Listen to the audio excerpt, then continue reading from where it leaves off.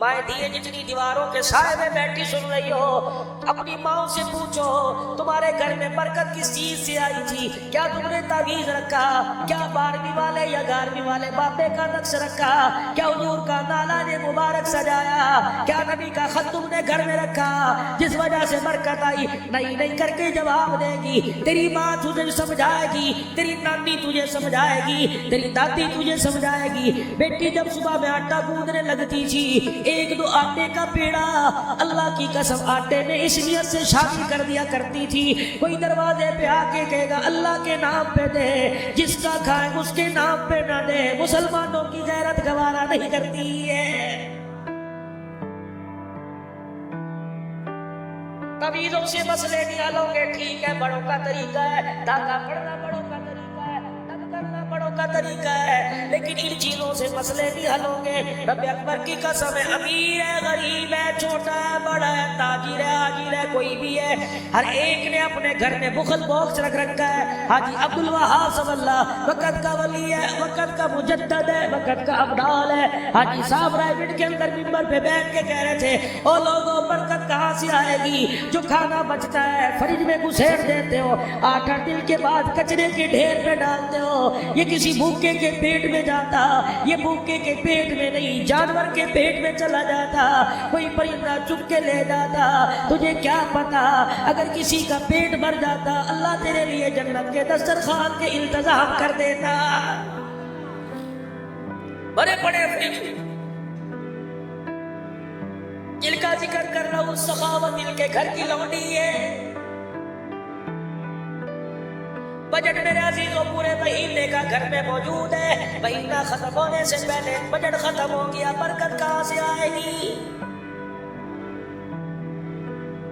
तुमने पता नहीं अपनी जिंदगी के नशे को फराग में देखा हो या ना देखा हो, लेकिन इन आंखों ने देखा जब मदरसे से सिपारा पढ़ के आया करते थे, अल्लाह की कसम माँ अपने हाथों से खाना पका के दस्तरखान सजा के बैठ जाया करती थी। हमारी जुर्रत नहीं हुआ करती थी जब तक दूसरा भाई ना आ जाए, तीसरा भाई ना आ जाए, हमारी मजाल नहीं कि रोटी मांगे जब तक बहने साथ ना आ जाए।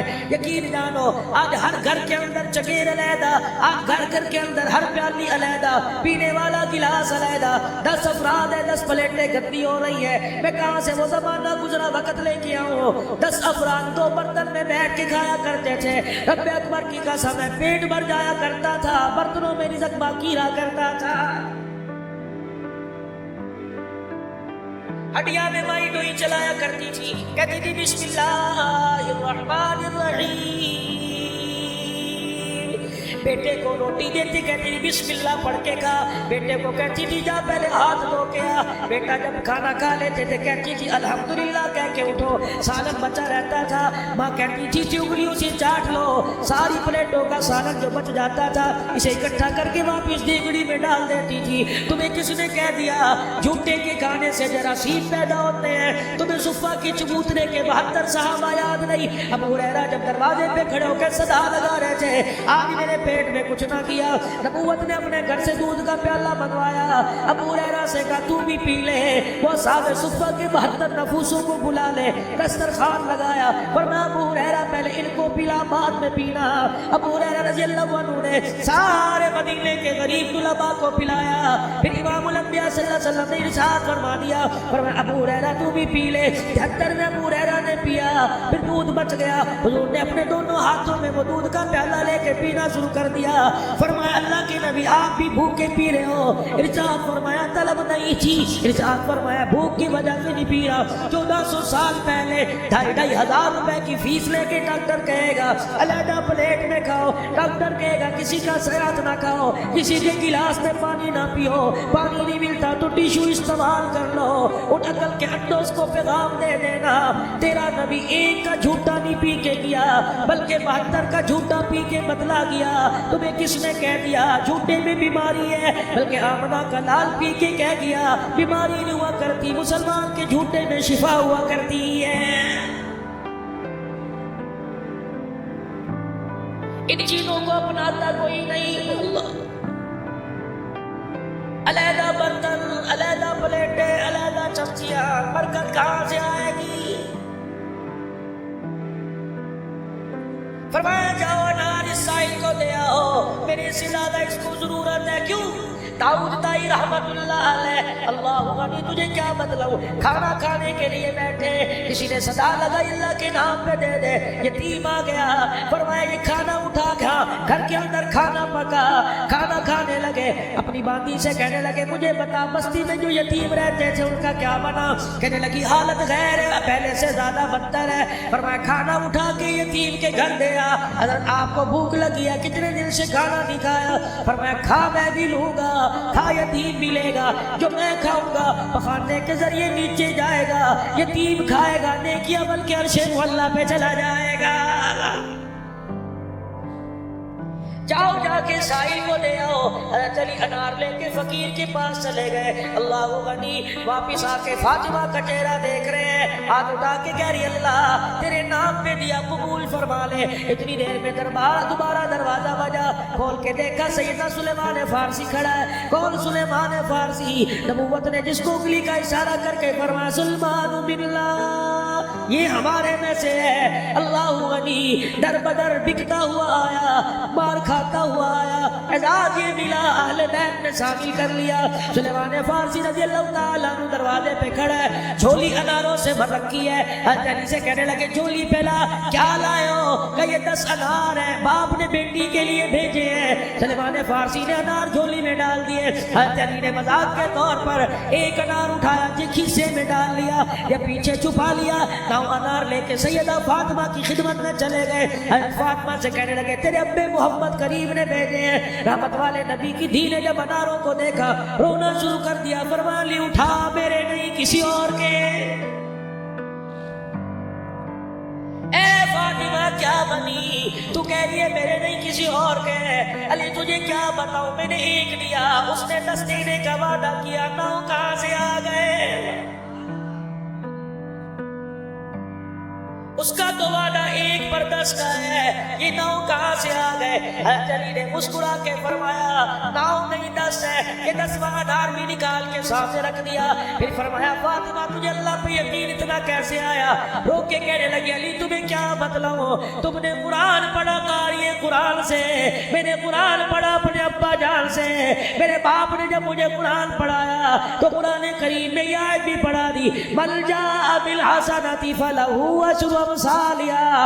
अल्लाह के रास्ते में 1-2 अल्लाह 10 देता है, मैंने 1 दिया, उसने 9 कैसे दे दिए? मेरा रब अपने वादे के खिलाफ नहीं किया करता है।